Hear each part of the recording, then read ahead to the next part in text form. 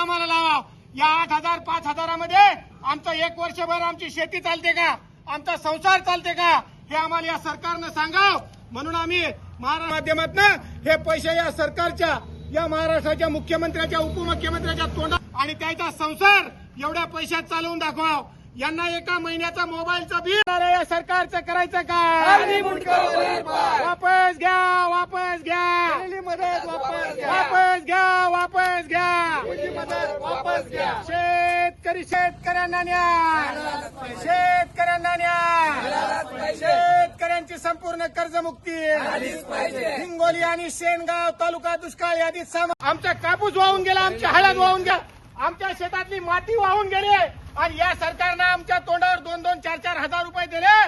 म्हणून हे पैसे आम्ही या सरकारच्या तोंडावर फेकून मारतो। हे पैसे आम्हाला पाहिजे नाही।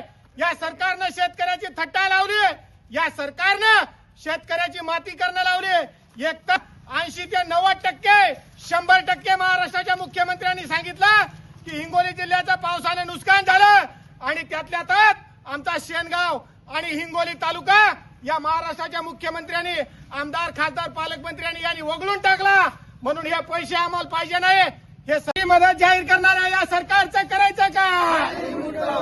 ओला दुष्काळामधून शेनगाव आणि हिंगोला तालुका वगळणाऱ्या या सरकारचं करायचं का?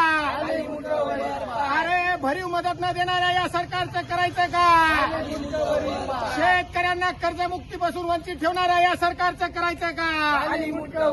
मुर्दाबाद, मुर्दाबाद, फडणवीस मुर्दाबाद, मुर्दाबाद, मुर्दाबाद, मुर्दाबाद, मुर्दाबाद।